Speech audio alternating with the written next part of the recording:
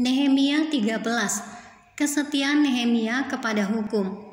Pada masa itu bagian-bagian daripada kitab Musa dibacakan dengan didengar oleh rakyat.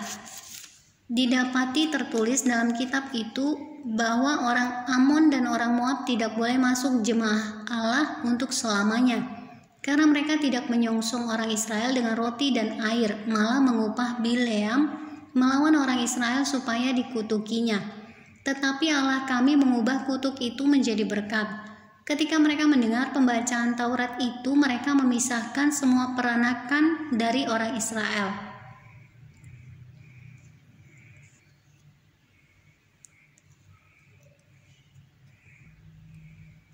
Tetapi sebelum masa itu, Imam Eliasib yang diangkat untuk mengawasi bilik-bilik rumah Allah kami dan yang mempunyai hubungan erat dengan Tobia, menyediakan sebuah bilik besar bagi Tobia itu.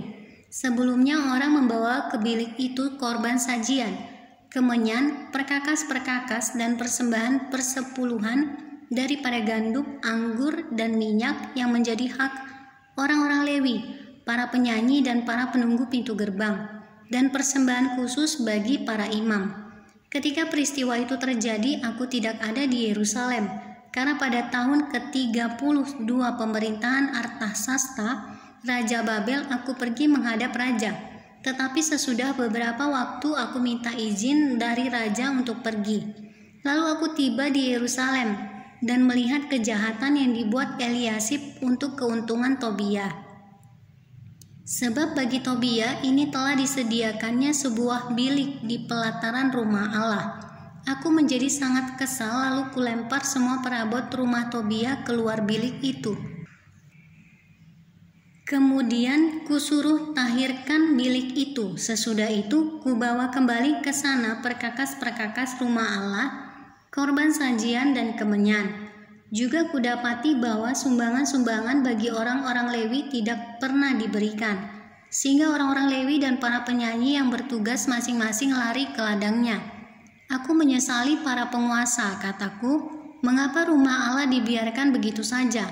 Lalu kukumpulkan orang-orang Lewi itu dan kukembalikan pada tempatnya. Maka seluruh orang Yehuda membawa lagi persembahan persepuluhan daripada gandum, anggur, dan minyak ke perbendaraan. Sebagai pengawas-pengawas perbendaraan, kuangkat Imam Selemia dan Zadok, seorang ahli kitab, dan Pedaya, seorang Lewi, sedang Hanan bin Zakur bin Matanya diperbantukan kepada mereka. Karena orang-orang itu dianggap setia, mereka diserahi tugas untuk mengurus pembagian kepada saudara-saudara mereka. Ya Allahku, ingatlah kepadaku karena hal itu, dan janganlah kau hapuskan segala perbuatan bakti yang telah kulakukan terhadap rumah Allahku dan segala pelayanan di dalamnya. Pada masa itu kulihat di Yehuda orang-orang mengirik memeras anggur. Ya Allahku, ingatlah kepadaku karena hal itu, dan janganlah kau hapuskan segala perbuatan bakti yang telah kulakukan terhadap rumah Allahku dan segala pelayanan di dalamnya.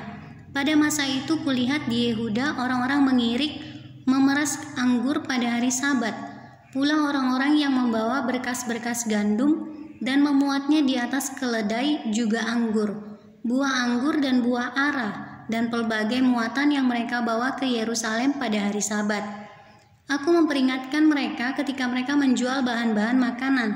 Juga orang Tirus yang tinggal di situ membawa ikan dan pelbagai barang dagangan dan menjual itu kepada orang-orang Yehuda pada hari Sabat, bahkan di Yerusalem. Lalu aku menyesali pemuka-pemuka orang Yehuda. Kataku kepada mereka, kejahatan apa yang kamu lakukan ini dengan melanggar kekudusan hari Sabat? Bukankah nenek moyangmu telah berbuat demikian, sehingga Allah kita mendatangkan seluruh malapetaka ini atas kita dan atas kota ini? Apakah kamu bermaksud memperbesar murka yang menimpa Israel dengan melanggar kekudusan hari Sabat?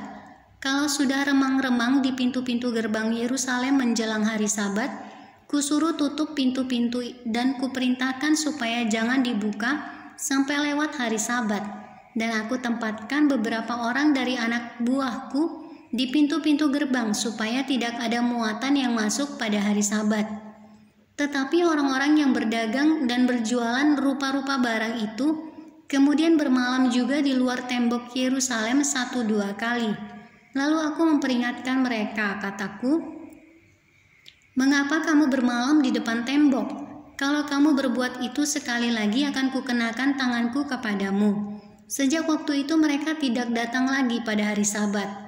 Juga kusuruh orang-orang Lewi mentahirkan dirinya dan datang menjaga pintu-pintu gerbang untuk menguduskan hari Sabat. Ya Allahku, ingatlah kepadaku juga karena hal itu dan sayangilah aku menurut kasih setiamu yang besar. Pada masa itu juga kulihat bahwa beberapa orang Yahudi memperistri perempuan-perempuan Asdod, perempuan-perempuan Amon, atau perempuan-perempuan Moab. Sebagian dari anak-anak mereka berbicara bahasa Asdod atau bahasa bangsa lain itu dan tidak tahu berbicara bahasa Yahudi. Aku menyesali mereka, kukutuki mereka, dan beberapa orang di antara mereka kupukuli dan kucabut